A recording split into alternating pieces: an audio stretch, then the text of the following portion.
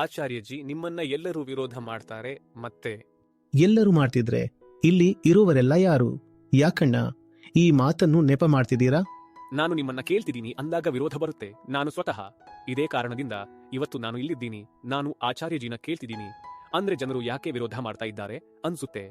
ಜನರು ವಿರೋಧ ಮಾಡ್ತಾ ಇಲ್ಲ ಬೇಟಾ, ನಿಮ್ಮ ಸುತ್ತಮುತ್ತಲಿನ ಜನರು ಏನಿದ್ದಾರೋ ಅವರು ಮಾಡ್ತಾ ಇದ್ದಾರೆ. ಹಾಗಾಗಿ ಈ ಪ್ರಶ್ನೆ ನಿಮ್ಮ ಮೇಲೆ ಇದೆ. ನೀವು ನಿಮ್ಮನ್ನ ಸತ್ಯವನ್ನ ವಿರೋಧ ಮಾಡುವಂತಹ ಜನರ ಮಧ್ಯೆ ಯಾಕೆ ಇತ್ತಿದ್ದೀರಾ ಅಂತ.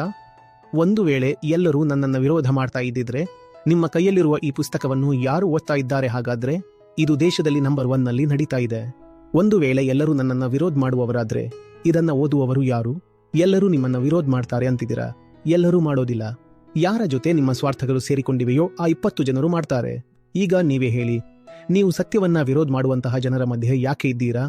ಯಾಕಂದ್ರೆ ನನ್ನ ಜೊತೆ ಇರೋವರ ಸಂಖ್ಯೆ ತುಂಬಾ ದೊಡ್ಡದಾಗಿದೆ. ಆದ್ರೆ ನೀವು ನನ್ನ ಜೊತೆ ಇಲ್ಲದವರ ಜೊತೆ ಇದ್ದೀರಾ. ಹಾಗಾಗಿ ನೀವು ನನ್ನ ಜೊತೆ ಇಲ್ಲದವರ ಜೊತೆ ಯಾಕೆ ಇದ್ದೀರಾ? ಪ್ರಶ್ನೆ ನಿಮ್ಮ ಮೇಲೆ ಇದೆ. ನಾನು ಸ್ವಾರ್ಥ ಹಿಡಿದುಕೊಂಡು ಕೂತಿದ್ದೀನಿ ಆಚಾರ್ಯಜಿ. ಮತ್ತೇನು ಎಲ್ಲರೂ ನನ್ನನ್ನ ವಿರೋಧ ಮಾಡ್ತಾ ಇದ್ದಾರೆ ಅಂದ್ರೆ ಇವರೆಲ್ಲ ಯಾರಿದ್ರು? ಇವರೆಲ್ಲ ನನ್ನನ್ನ ವಿರೋಧ ಮಾಡುವವರ? ಹಾಗಾದ್ರೆ ಸರ್, ಇದನ್ನ ಹೇಗೆ ತೆಗೆದು ಹಾಕೋದು? ಇದು ಪದೇ ಪದೇ ಬರುತ್ತೆ. ಯಾರು ಸತ್ಯದ ಜೊತೆ ಇಲ್ವೋ ನಾನು ಅವರ ಜೊತೆ ಇರೋದಿಲ್ಲ.